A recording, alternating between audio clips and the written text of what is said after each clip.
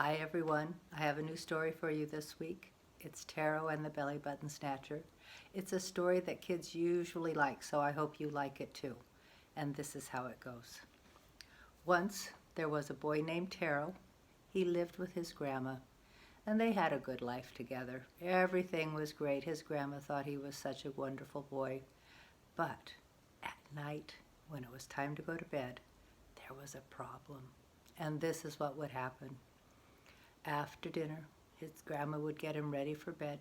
She'd help him take a bath, and he'd wash and scrub, and then he'd get his towel and wrap it all around him and get dry, and she'd help him put on his pajama bottoms and help him put on his pajama top and button it up, and then he would brush his teeth. And then she would say, "Okay, Taro, get into bed and I'll read you a story." And Taro would get into bed all comfy, and the grandma would read him a book. And when they finished the book, she'd close it up, and she'd give him a great big kiss. And she'd say, "Taro, now whatever you do, don't knock the covers off, because if you do, the Bellybutton Snatcher might come and snatch your belly button." And Tara would say, "I won't, I won't, I won't, I won't, I won't." And the grandma would tuck him in really good, get the covers all tucked in, give him one more big kiss, and she'd turn out the light, click, and close the door. And Tara would go to sleep.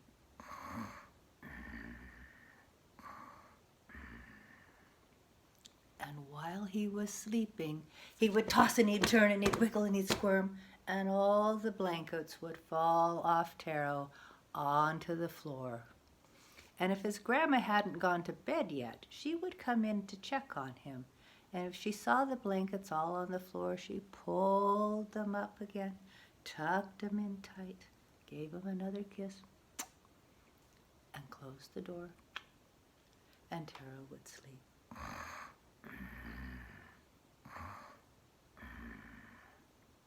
But before you knew it, he would toss and he'd turn and he'd wiggle and he'd squirm, and all the covers ended up at the bottom of the bed again. This time, his grandma did not come in and pull the covers back up, because she had already gone to bed. So Taro lay there in his bed, sleeping, with all the covers on the floor.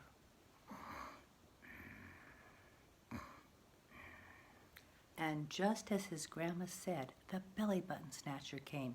He drove a little red sports car. He had a little cap, and he drove so fast. He stopped right in front of Taro's bed, and he said, "Ooh, ooh, oh, I think Taro might have a belly button. I'm going to get a belly button today. Oh, I'm so excited."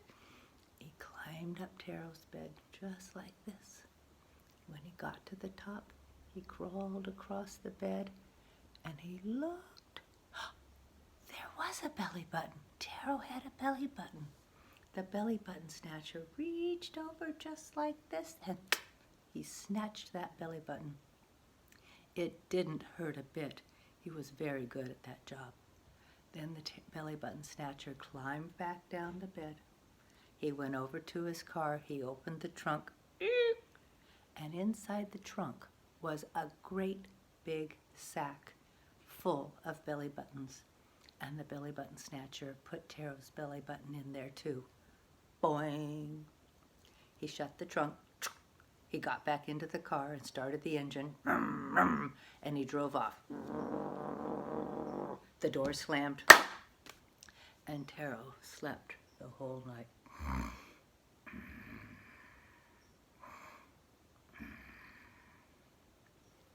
In the morning, Taro woke up and he stretched. Oh, he said, "What a good night's sleep I had. Oh, I feel so good. I think I'm going to go downstairs and get myself some breakfast." So he went downstairs. He opened the refrigerator and he saw a great big pitcher of orange juice, and he said, "That will be great." So he got himself a glass of orange juice and he filled it up. All right, now think about this. Taro's going to drink that orange juice, and there's a hole where his belly button used to be. What do you think's going to happen? Let's find out.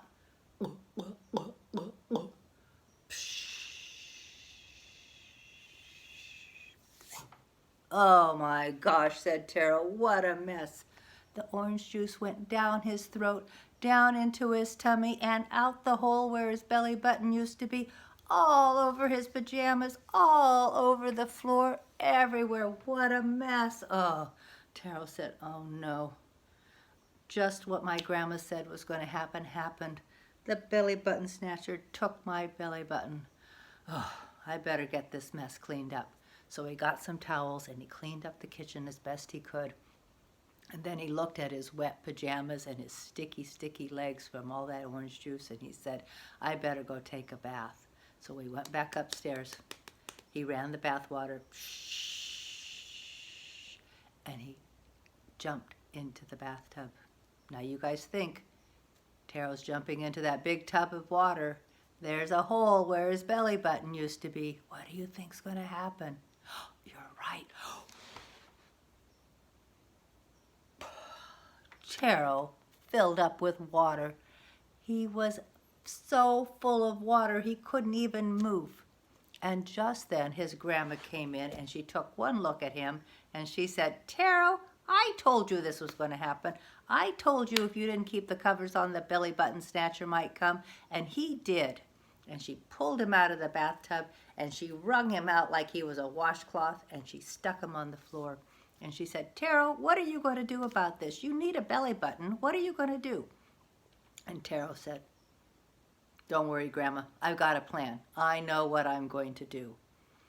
And Grandma said, okay, you created this problem. You can solve it. And so all that day, Taro just played. He just did his regular day. He was very careful about drinking anything except for water because he didn't want to make a big mess. And he didn't get to go swimming that day. But otherwise, it was a regular day. That night, after dinner, his grandma helped him get ready for bed. He didn't take a bath because, you know, no belly button. It's a problem. But she helped him take a little sponge bath. She gave him a washcloth and he wiped off his arms and she wiped off his legs and wiped off his face so he was a little bit clean. Taro put on his pajamas, brushed his teeth. His grandma read him another book. They closed the book and his grandma gave him a great big kiss. And Taro said, Grandma, don't worry about those covers. I don't need those covers. They're no good. I don't have a belly button anymore anyway. It's okay.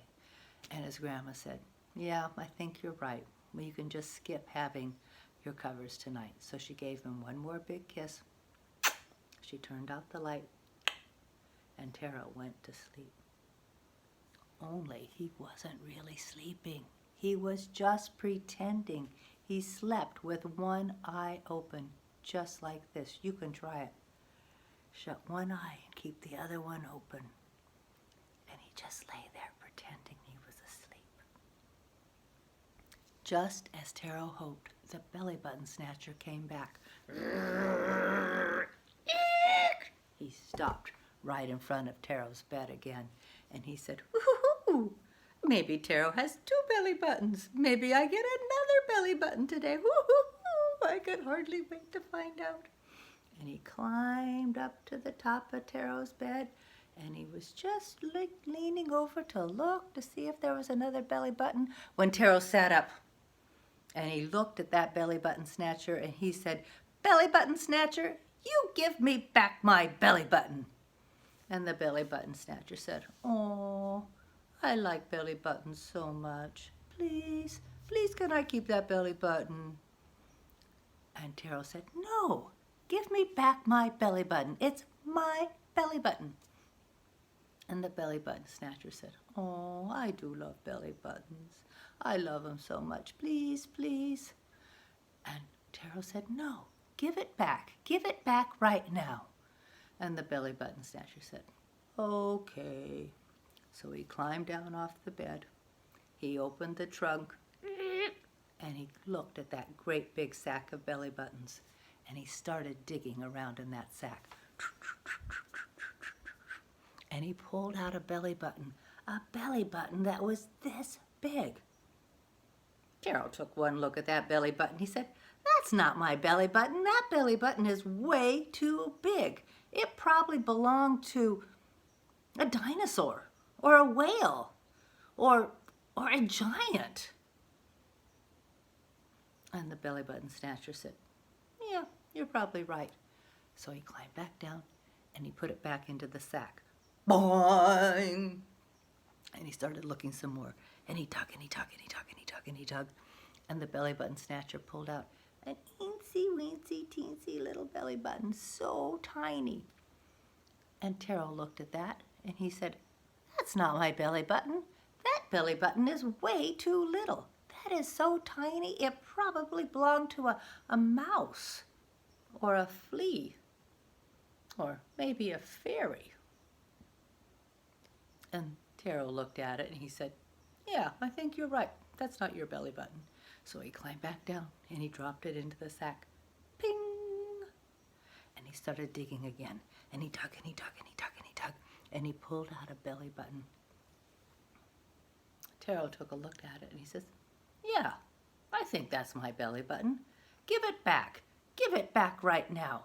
And the belly button snatcher said, "Okay." And he went zing. And he put the belly button on Taro's back. Taro said, "What do you think you're doing?"